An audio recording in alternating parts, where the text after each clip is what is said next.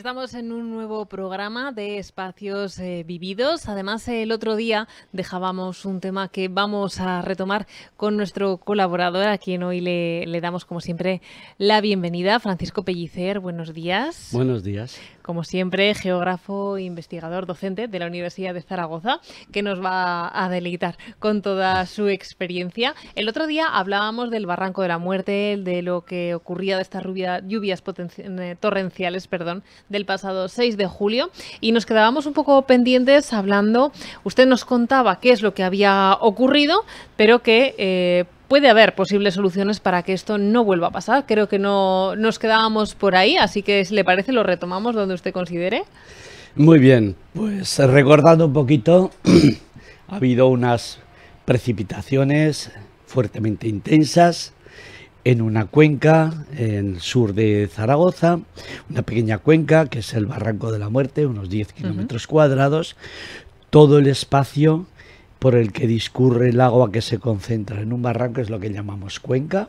Bien, entonces tenemos una parte que está en el medio más o menos natural o intervenido por el hombre, pero poco, que es la cabecera. Después atraviesa unas barreras que son infraestructuras viarias, bien del ferrocarril, bien de la Z40, y entra en el dominio propiamente de la ciudad, el dominio urbano, en el que el agua sigue cayendo esta superficie, pero con una particularidad de que es una superficie que está asfaltada, impermeabilizada, y el agua discurre mucho más rápidamente que en el medio natural. Esto provoca una crecida repentina,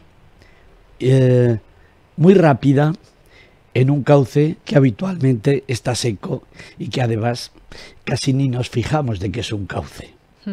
Hemos hecho un parque y hemos puesto un colegio transversal al cauce de esta cuenca, y las aguas torrenciales superan la capacidad del tubo que tenía que desaguar, destruye buena parte del edificio, arrastra todas las cosas, causa muchos daños, afecta también a una zona comercial, a un establecimiento comercial que está en las proximidades, inunda el garaje y todo el agua se encauza hacia la Z30, que funciona como funcionaba antaño, como un barranco, y arrastra coches y pone en peligro a las personas. Bien, sobre este esquema, ahora decimos, ¿y qué hacemos? Dice, pues lo habitual es hacer un estudio del riesgo. Vamos a hacer un estudio de riesgos de que este daño pues afecte a las personas y a los bienes. Para eso se estudia muy bien toda el área en la que cae la precipitación. Vamos a tratar de caracterizar en términos de probabilidad el peligro de que se forme una riada. Para eso hay que medir, están los pluviómetros, etcétera. Muchas veces no está el pluviómetro donde nosotros queremos porque la red no es tan densa, y entonces estudiamos la geomorfología, digamos, los rastros que ha dejado la riada para ver qué altura ha alcanzado. Podemos calcular la velocidad, podemos saber los caudales, y después hay que estudiar la probabilidad de que se produzca unas lluvias intensas en ese mismo lugar. Entonces esta probabilidad, lo que llamamos el periodo de retorno. Eso es una cuestión que vamos a tener que tener en cuenta, y entonces vamos a ver la cantidad de agua, el espacio que ocupa y la velocidad. Vale. Estos estudios no son fáciles, son muy complejos. Supongo que llevarán un tiempo también, ¿no?, de elaboración. Sí, llevan su tiempo pero hay modelos que se trabajan, hay varios modelos. Se van dando aproximaciones a esa realidad, pero no podemos estar sujetos a una absoluta certeza, sino que hay un elevado grado de incertidumbre. No sabemos con exactitud. Decimos, esto es una riada de este tipo, se puede producir cada 30 años. ¿Quiere decir que se va a producir cada 30 años? No, no, en absoluto. Puede producirse este año, puede producirse dentro de 2, de 10, se puede producir dentro de 60. La probabilidad de que se produzca es de 1,30, pero no sabemos el momento exacto en el que va a ocurrir. Así que, primera cuestión que tenemos que tener los científicos y los técnicos que trabajan con estos modelos es una profunda humildad. Humildad científica, es decir, sabemos poquito. Y entonces ya cualquier presunción de que esto lo arreglo yo, no. Dice, sabes un poco, tenemos herramientas, tenemos modelos, pero modelos en el ordenador, metemos un modelo digital del terreno, simulamos la precipitación y empieza a discurrir y nos dice lo que ocurre, pero hasta ahora no hemos metido más que agua y terreno. Pero no sabemos la infiltración, no sabemos el material que arrastra. Hay otros muchos componentes que hacen que ese modelo no sea perfecto y que funcione a veces de una manera, otras veces de otra. Depende del material suelto disponible que hay en la superficie, si hay ramas, si es en otoño que hay más hojas. Todo esto hace que el agua, que arrastra también sedimentos, tierras, etcétera, el comportamiento no sea idéntico en cada caso. Así que, partiendo de este reconocimiento humilde de que sabemos poco, eso no nos exime de nuestra responsabilidad de actuar. Hasta ahora hemos hablado de peligro. Sí. Si en el barranco no hay nada, pues el riesgo es prácticamente nulo. Ahora, si nosotros ponemos un establecimiento comercial, pues será lo que valga el establecimiento comercial, más todo lo que hay dentro, más la construcción, el mantenimiento, todo lo que lleva ese establecimiento. Y dice, pues es costoso, ¿no? Bien, a eso es a lo que llamamos la vulnerabilidad. Es decir, si esto que ponemos frente al río es muy vulnerable o poco. Ya no digo si ponemos un colegio con 300 niños, con un comportamiento de cuenca que no conocemos del todo. Lo que sí sabemos es que es una respuesta rapidísima. Es decir, el barranco en algunos minutos más tarde de la precipitación ya está formándose una barranquera, una riada que nos puede hacer daños. Entonces hay que ver si lo que exponemos a ese peligro es muy valioso o es poco. Entonces ahí tenemos una cuestión sobre la que hemos de reflexionar. Para analizar el riesgo tenemos que tener en cuenta el peligro, la exposición de las vidas y bienes que ponemos frente a ese peligro, la vulnerabilidad, es decir, la capacidad de la propensión de estos bienes que exponemos al peligro, y de ahí viene el riesgo. El riesgo sería, pues, el peligro o amenaza por la exposición, por la vulnerabilidad. Todo esto tenemos que tenerlo en cuenta. Yo, después de todas estas explicaciones que nos está dando, si quiere beber un poco de agua mientras hablo yo, a mí realmente lo que me resulta increíble, que sabiendo que por aquí iba el transcurso de este río que estamos hablando, de esta vulnerabilidad, de este peligro, que haya construcciones, un colegio, que haya casas. Claro, realmente la gente que llevaba a sus hijos ahí a este colegio, es una reflexión que se me ocurre a mí, ¿sabía que pasaba por ahí un barranco? Claro, bueno, la gente, para empezar, confía en las administraciones que han construido ese colegio público. Por supuesto. Confía en el Gobierno de Aragón, en el Ayuntamiento de Zaragoza, en la Confederación Hidrográfica, las entidades que tienen responsabilidad sobre esto.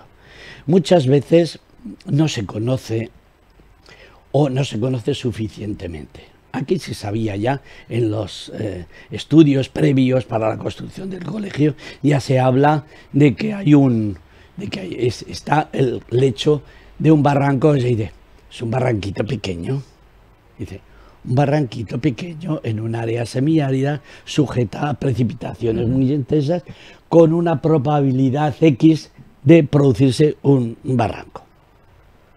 Pero bien, vamos a suponer que no se ha estudiado suficientemente, que no tenemos suficientes datos y que con toda buena voluntad pues construimos un colegio. Y ya lo tenemos construido.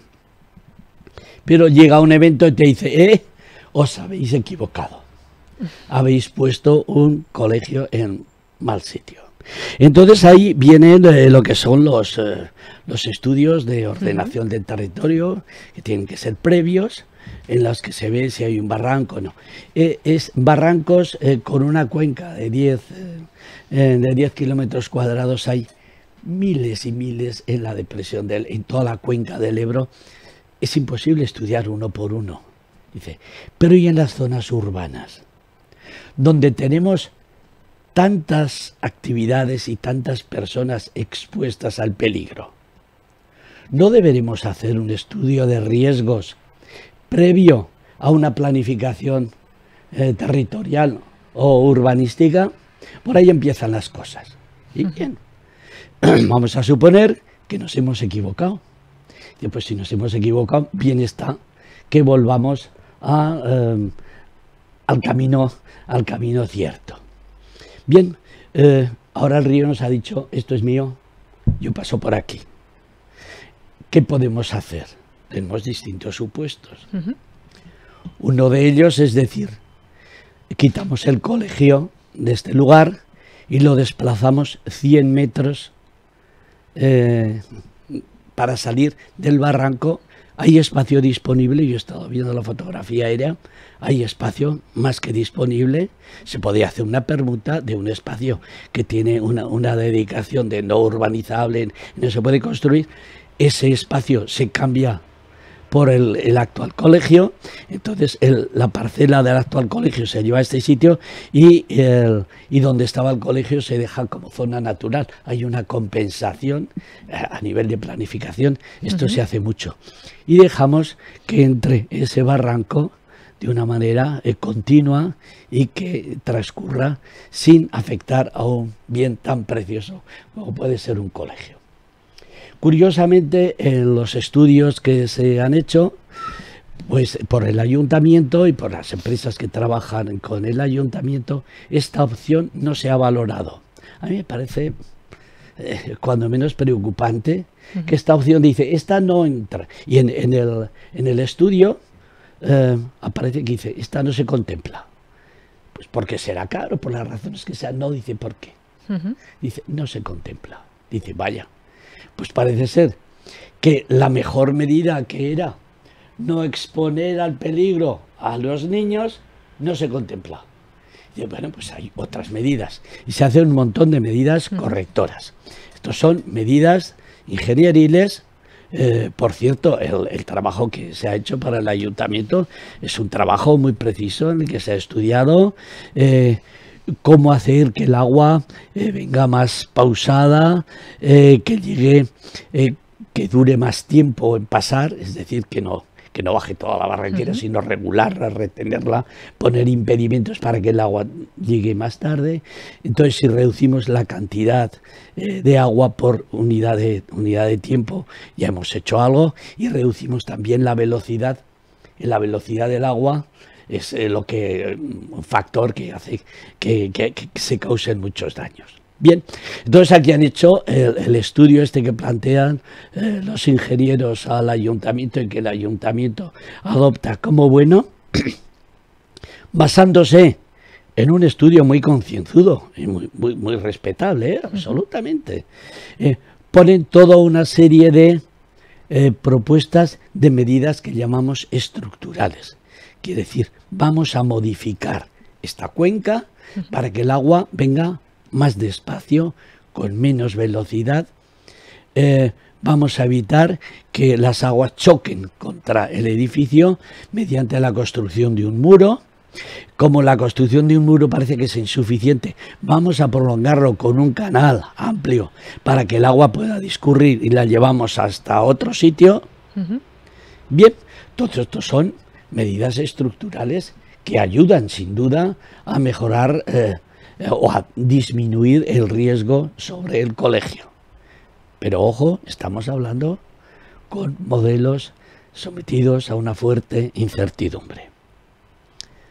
Medidas muy correctas, bien calculadas, pero en las que la naturaleza muchas veces las supera con creces a las acciones humanas de corrección. Bien, por otra parte, el colegio, pues las medidas que se proponen es un tubo que había de 120 centímetros que atravesaba por debajo para desaguar el barranco, pues ese tubo, pues en lugar de 80 se va a hacer de 120 o de 180, me da igual, se hace un tubo más grande. Bien, pasaron una parte del agua, hemos dejado otra parte, cuando esa capacidad de descarga por ese tubo que hemos aumentado se supere, lo llevaremos a través de un muro que va a impedir el paso del agua, ponemos un muro transversal al cauce y lo desviamos, le hacemos que dé una vuelta para desaguar en la Z30 y ahí mandamos toda el agua.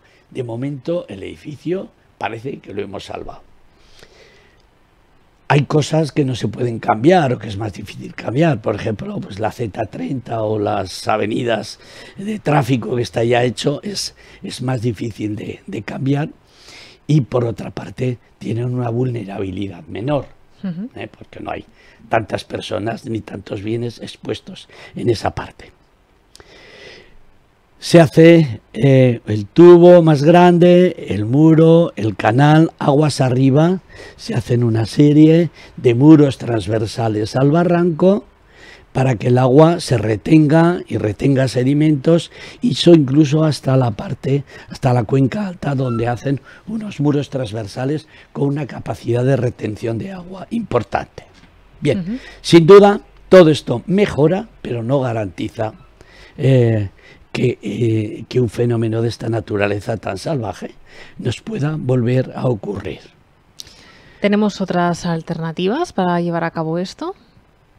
Bien, no es fácil, no es fácil.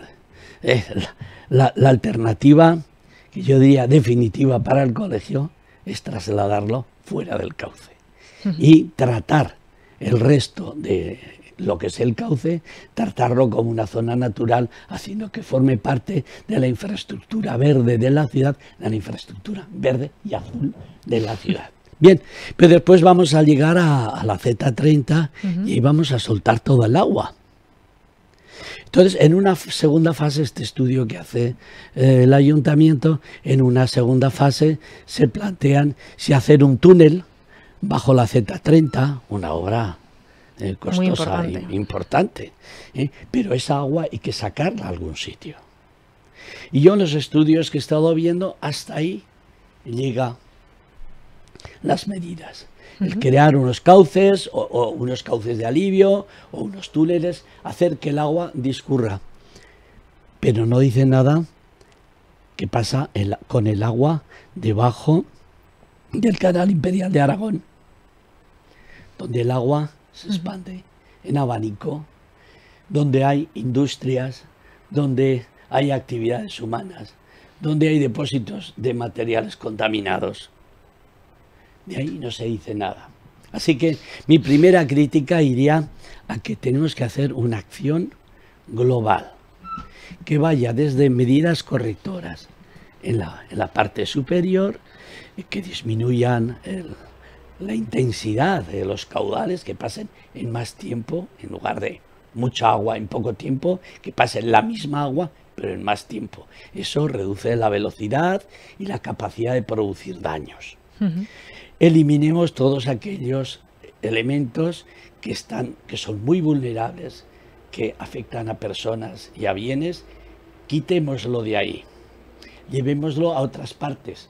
Y es posible, en este caso, tenemos terrenos disponibles para llevar tanto el centro comercial como el colegio llevarlos a otro lugar inmediato. Supondría 50 a 100 metros, apartarnos de eso. Bien, esto es costoso, evidentemente, pero ganemos un paseo verde y azul porque el agua pueda discurrir.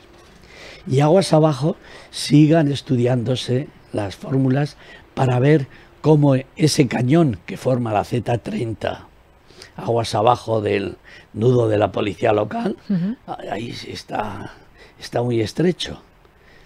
Hay medidas como hacer túneles, por ejemplo, la mina de Daroca.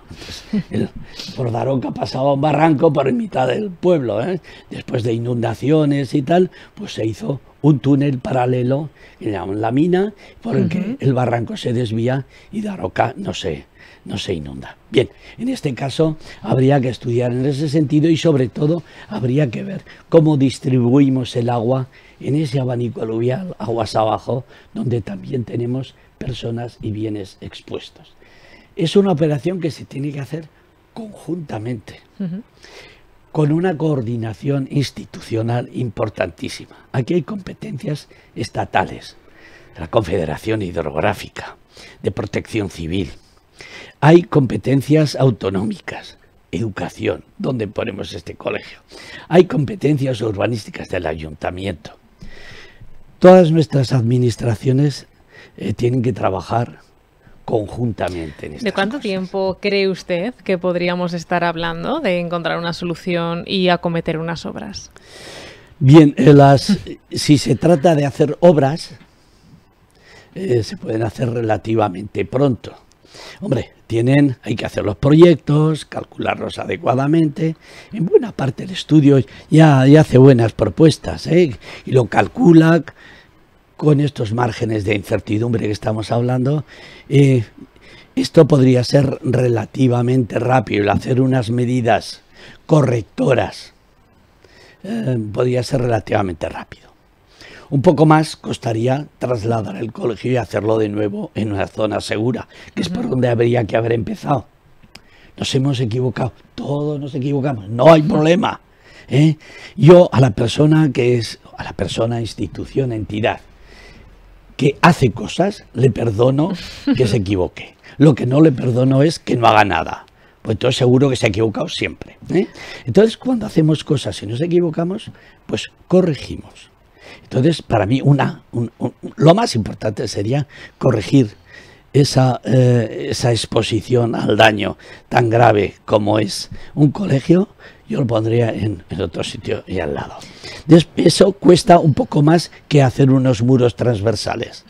Aquí hay que jugar con el tiempo, con el espacio, con los presupuestos y con el tiempo que cuesta de realizar una operación u otra y sobre todo contemplar toda la cuenca como una unidad de gestión.